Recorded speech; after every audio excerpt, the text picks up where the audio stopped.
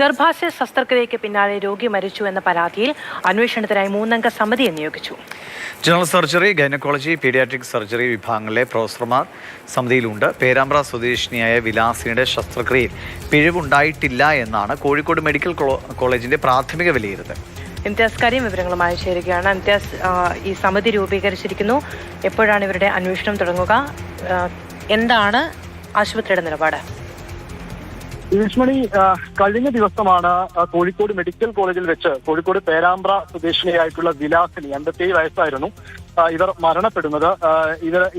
ഇവരുടെ മരണത്തിൽ കുടുംബം പ്രധാനമായും ഉന്നയിച്ചിരുന്നത് ഈ ഗർഭാശയം റിമൂവ് ചെയ്യുന്നതുമായി ബന്ധപ്പെട്ട ശസ്ത്രക്രിയക്കിടയിൽ കുടലിന് മുറിവ് പറ്റിയിരുന്നു. ആ വിവരം ഡോക്ടർമാർ അറിയിക്കുകയും ചെയ്തിരുന്നു. ഈ കുടലിന് മുറിവ് പറ്റിയതാണ് ഇവരുടെ മരണകാരണമെന്ന് കുടുംബം ആരോപിച്ചിരുന്നു. ഇതിന് പിന്നാലെയാണ് ഇപ്പോൾ ഈ മെഡിക്കൽ കോളേജിൽ തന്നെ ഇതിലൊരു 3-അംഗ അന്വേഷണ കമ്മീഷൻ സമിതിയെ നിയോഗിച്ചിരിക്കുന്നത്.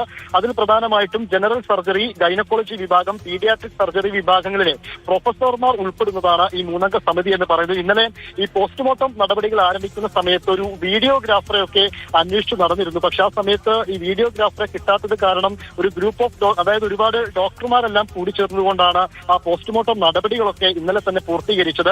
എന്തായാലും അതിന്റെ ഒരു പോസ്റ്റ്മോർട്ടം റിപ്പോർട്ടിന്റെ ഒരു പൂർണ്ണമായ വിവരം ഇപ്പോഴും പുറത്തു വരേണ്ടതുണ്ട്. അത് നിലവിൽ പുറത്തു വന്നിട്ടില്ല.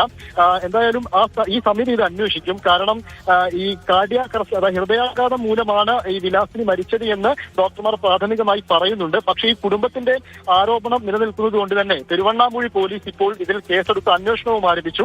പ്രാഥമികമായി വരേണ്ടത് ഈ അന്വേഷണ സമിതി, ഈ നിയോഗിച്ചിട്ടുള്ള അന്വേഷണ സമിതിയുടെ റിപ്പോർട്ടാണ്. അത് പ്രാഥമികമായ റിപ്പോർട്ടിൽ ഹൃദയാഘാതം എന്ന് പറയുന്നുണ്ടെങ്കിലും ഈ കുടലിന് പറ്റിയ മുറിവ് ഏതെങ്കിലും തരത്തിൽ ആന്തരിക അവയവങ്ങളെ ബാധിച്ച് കിഡ്നി അടക്കം ഫെയിലാവുന്ന രൂപത്തിലേക്ക് കാര്യങ്ങൾ എത്തിയിട്ടുണ്ടോ എന്നതാണ് പരിശോധിക്കേണ്ടത്. അതുമായി ബന്ധപ്പെട്ട വിവരങ്ങൾ മെഡിക്കൽ കോളേജ് തന്നെ പ്രസിദ്ധീകരിക്കേണ്ടതുണ്ട്. ഈ വിഷയം ഇംതിയാസ് കരീമാണ് വിവരങ്ങൾ.